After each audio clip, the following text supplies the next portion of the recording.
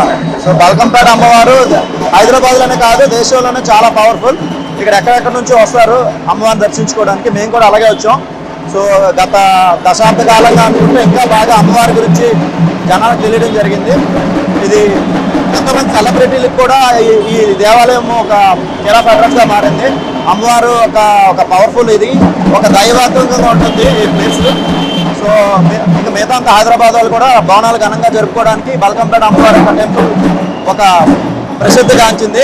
So Hyderabad వాసులే కాదు, హైదరాబాద్లో ఉన్న ప్రతి ఒక్క తెలుగు వాళ్ళు, అమ్మవారిని నమ్మేవాళ్ళు, హిందువులు బల్కంపేట టెంపుల్కి వచ్చి అమ్మవారిని దర్శించుకొని ఒక దైవాంకంగా ఉండాలని కోరుకుంటున్నాం.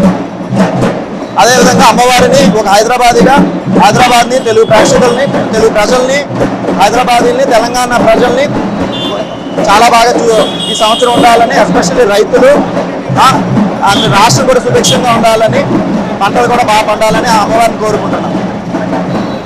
ఇప్పుడు మీరు మొక్కులు చెల్లించుకోవడానికి వచ్చారు కదా, బోనాలు ఇవ్వడానికి వచ్చారు లేకపోతే?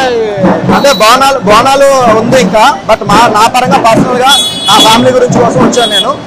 నేను ఇండియాలో ఉన్న ప్రతి టెంపుల్ తిరుగుతాను. బల్కంపేట టెంపుల్ మాత్రం ఒక స్పెషల్. సో ఇంత రష్ ఉన్నా సరే ఈరోజు ఎలాగైనా మొక్కు తీర్చుకోవాలని వచ్చాను. సో మనం చూసినట్లయితే ఇటీవలే ముఖేష్ అంబానీ వైఫ్ నీతా అంబానీ గారు వచ్చి అమ్మవారి కోసం అని ఒక పెద్ద విరాళం ఇచ్చారు.